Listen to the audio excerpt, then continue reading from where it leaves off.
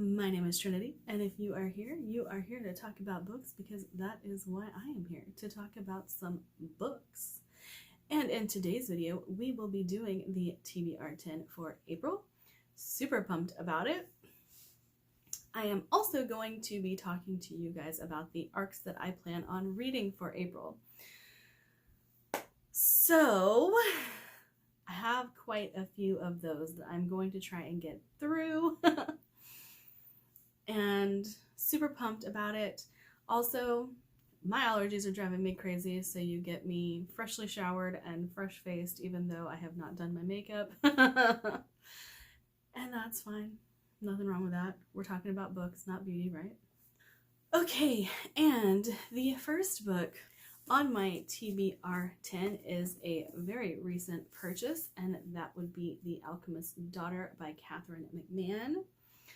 Very excited about this. I just talked about this, how it sounds like a Frankenstein retelling, and so I'm very excited to get into it.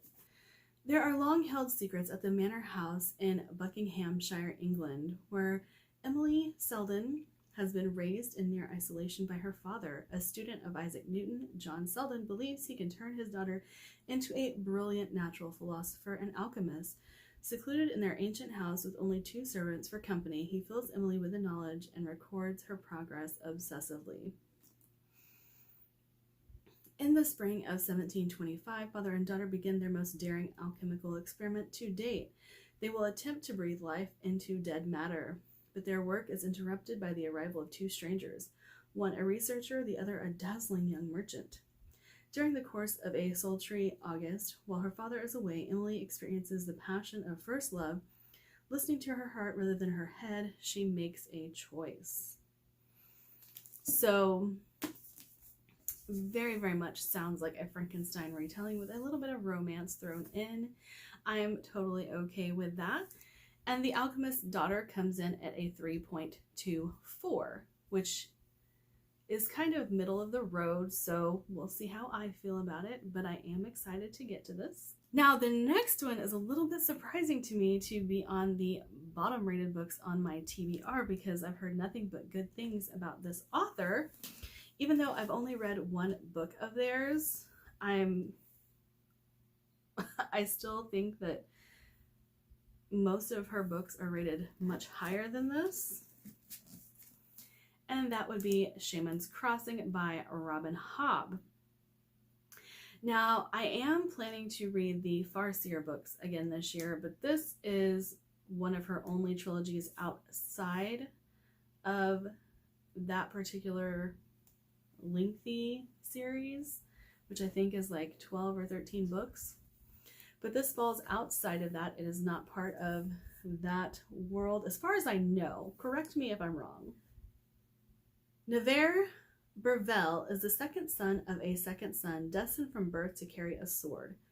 The wealthy young noble follows his father, newly made a lord by King Gurnia, into the cavalry, training in the military arts at the elite King Calava's academy in the capital of Old Theirs. Bright and well-educated, an excellent horseman with an advantageous engagement, Nevers has a future that appears golden, but as his academy instruction progresses, Nevers begins to realize that the road before him is far from straight. The old aristocracy looks down on him as the son of a new noble, and unprepared for political and social maneuvering of the deeply competitive school and city, he finds himself engaged in a web of injustice, discrimination, and foul play. In addition, he is disquieted by his unconventional girl cousin, Epony, who challenges his heretofore unwavering worldview, and by the bizarre dreams that haunt his nights. So it sounds really good. I don't know why it's so low rated, but I'm very excited to get to more Robin Hobb. And it comes in at a 3.47, so again, kind of middle of the road, not necessarily a bad rating, but lower than I'm used to seeing from Hobb. Now, coming in at a 3.48 is a young adult called H2O. I have had this on my shelves for quite some time, and it is a zombie apocalypse type novel, I believe.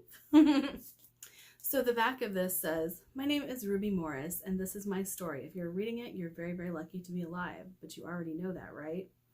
Normally at night, it was dead quiet. Not like at my dad's, where there was noise 24/7. Tonight, Dartbridge sounds like London. You can hear sirens, alarms, car horns, and sometimes shouting, sometimes scream. And another sound, so quiet, so soft. The rain." .27 is a number Ruby hates. It's a number that marks the percentage of the population that survived. It's a number that means she's one of the lucky few still standing. And it's a number that says her father is probably dead. Against all odds, Ruby has survived the catastrophic onset of the killer rain. 2 weeks after the radio started broadcasting the warning, "It's in the rain. It's fatal. It's contagious. There's no cure. The drinkable water is running out." Ruby's left with two options: persevere on her own or embark on a treacherous journey across the country to find her father, if he's even still alive. And I have noticed that this does have some of a type of mixed media format, so those are always iffy for me. But coming in at a 3.48, which is almost a 3.5, I kind of feel like this might be good. But again, it's one of those dystopian young adult that I've had on my shelves for forever and haven't read. And I have another one coming up. So I am excited to get to this one. I know this is the start of a series, so if I like this one, I can continue on with more. Also, I wanted to show you guys the actual book because I think it is freaking cool. It's got like a little raindrop on it. And I believe this is the start of the book. So very, very cool. All right, the next bottom rated book in my TBR, coming in at a 3.49, would be Wolf's Angel. This is a Viking story. This is another one that I've had on my shelves for forever and have not yet read. But it says, the Viking king Anthon leads his men on a raid against an Anglo-Saxon village. Men and women are killed indiscriminately, but Othun demands that no child be touched. He is acting on a prophecy that tells him that the Saxons have stolen a child from the gods. If Othun raises him as an heir, then the boy will lead his people to glory. But Othun discovers not one child, but twin baby boys. Ensuring that his faithful warriors witness what has happened, die during the raid, Othun takes the boys back to the witches who live on the perilous mountain of the Troll Wall, and he places his destiny in their hands. Sounds very, very Norse, very Danish. I'm very excited about that. And I feel like this is gonna be an underrated series. I have the next one of this one as well. And you guys know how much I love Norse mythology and Viking-esque type novels. So the final book in the bottom 5 books in my TBR would be Nameless by Lily St. Croix, or Lilith St. Croix, however you want to look at that. I think for young adults she writes under Lily. And I have very much enjoyed Lilith St. Croix's writing in the past. I really liked her Dante Valentine series. And then there's Jill Kismet. I really liked those. And I have read a couple of her young adults and I really liked them as well. And this one is a Snow White retelling. So I'm very excited about that. It says Nameless, a tale of beauty and madness. Snow White as you've never seen her before. So yeah, super pumped about this. 3.49, not a bad rating.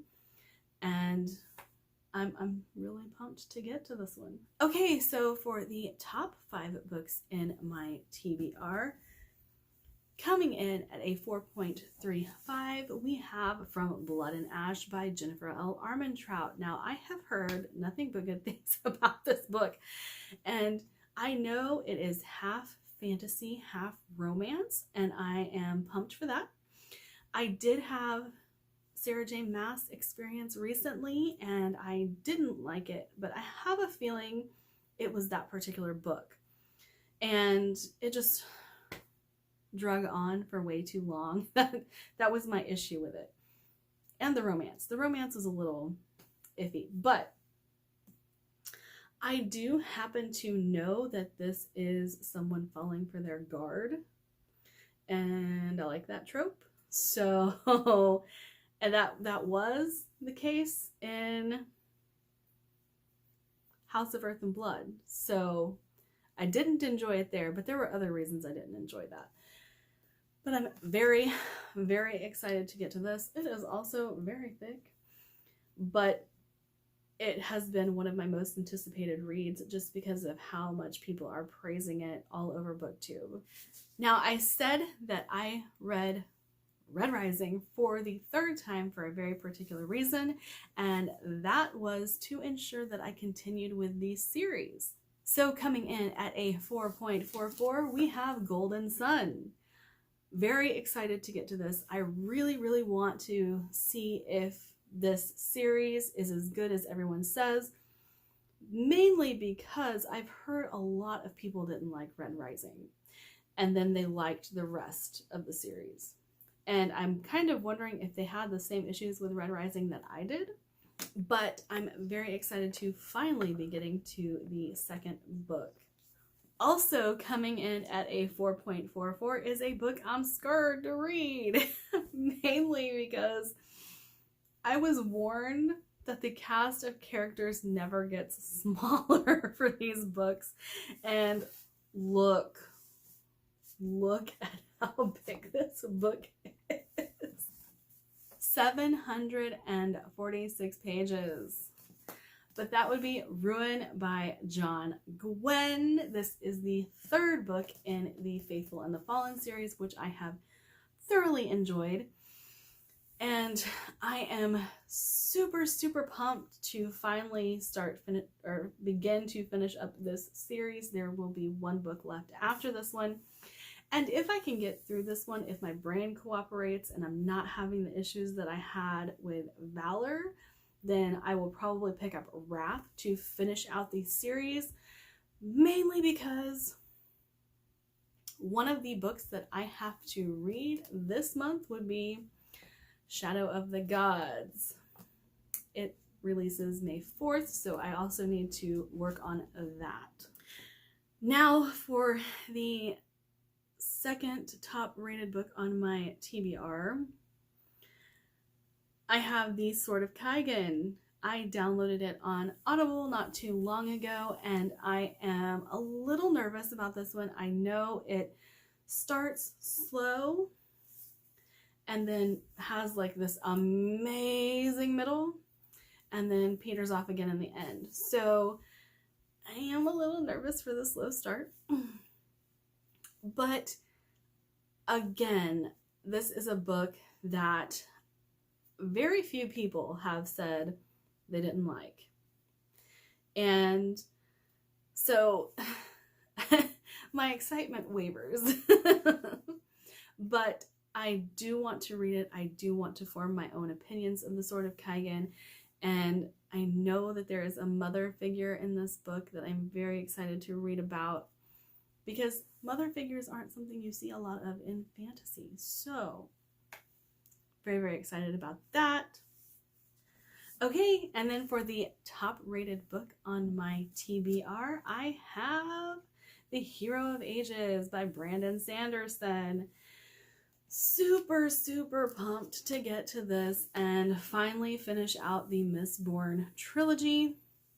Again, if you don't know, I have read half of this book and then I accidentally DNF'd it. I just got tired of reading at the time, and this was one of them that I was reading when I was like, nope, don't want to read anymore. And so I never found out how it ended. But I am super, super pumped to finish out the Mistborn trilogy. Okay, so that was my TBR 10. But I also wanted to let you guys know some of the other books that I'm going to be reading this month. And Sweet and Bitter Magic is going to be one of them. This was the Alchemist book that I got this month. And super, super pumped to get to this. It sounds really good. All the witchy vibes. I'll read you what the back of it says. The salt was dull on Tamsin's tongue. The mild spice had meant something to her once, had made a difference when sprinkled with a deft hand on her boiled eggs or her smoked fish. Now it tasted like everything else, and that it tasted like despair. Like the whisper of a faraway fire. I'm laughing because there's a Dragon Age joke in there somewhere, I'm pretty sure. Like the rest of her stale, wasted life. Of course, it was a mercy that she even still had a life to waste, although it rarely felt like a mercy. But that was probably because the coven had made it so she could not feel at all. So, sounds very, very witchy. And the two girls here, I do know that one of them ends up stripped of magic and the other is a conduit of magic, and they end up working together. So super, super pumped about that. I talked about Shadow of the Gods, but there are two other arcs that I need to get to. And Project Hail Mary by Andy Weir is one of them. And then I am doing my very first blog tour on my blog, not on YouTube, but on my blog. And I am going to be reading the new book by Adrian Tchaikovsky, and I'm very, very, very excited about that. So those are the arcs that I'm going to be tackling, which seems like a lot, and it is. So if I don't get through my TBR 10 this month, it is probably going to be because I have a lot of arcs coming up in May that I do need to read and review. But I still think this is a good list. I really, really think that I'm going to enjoy most of the books that have come up. I am super pumped for the books that are coming up in April. And I hope that you guys will join me in my vlogs of reading said books, and you will see my updates of reading these books every week with my vlog, and then the wrap up. And like, subscribe, do all the fun things, and I hope you guys have a wonderful, wonderful day.